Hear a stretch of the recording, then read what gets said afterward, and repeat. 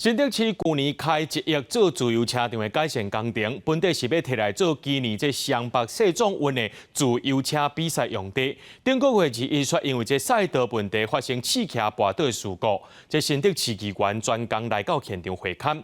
目前厂商是表示讲会赶紧把这赛道重新铺过，上近4月底会当完工。不过这验收期尚无爱1个月时间，恐惊是袂符合这世壮运来使用。 顶个月世壮运大会裁判试骑新竹市自由车场的时，因为路面无平，滑倒受伤。新竹市议员专工到现场会勘了解状况。厂商表示会甲自由车场的路面顶铺，不过算的若是顶做加上验收，时间可能袂赴。预计要到4月底才可以完成改善的工程。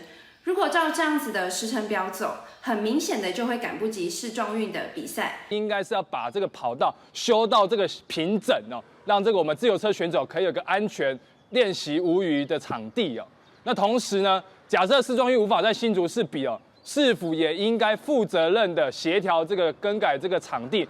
市府回应讲，选手安全上重要，所以伫赛道也未完成验收进程，嘛无建议伫遮办比赛，因为场地的验收甲改善爱照起工，会照工程契约来处理。自由车场赛道部分施作历经18次选手试骑，在赛道右侧曲面部分位置仍有些许不平整状况，将选手的安全列为首要考量。 因此，在赛道未完成验收前，不建议将其作为竞赛场地使用。预计2025双北世界壮年运动会5月17开幕，只剩2个月时间尔。那新竹的自由车场无法度使用，主办单位双北市政府都要赶紧去想办法找场地来办这个项目的比赛。记者杜君和新竹报道。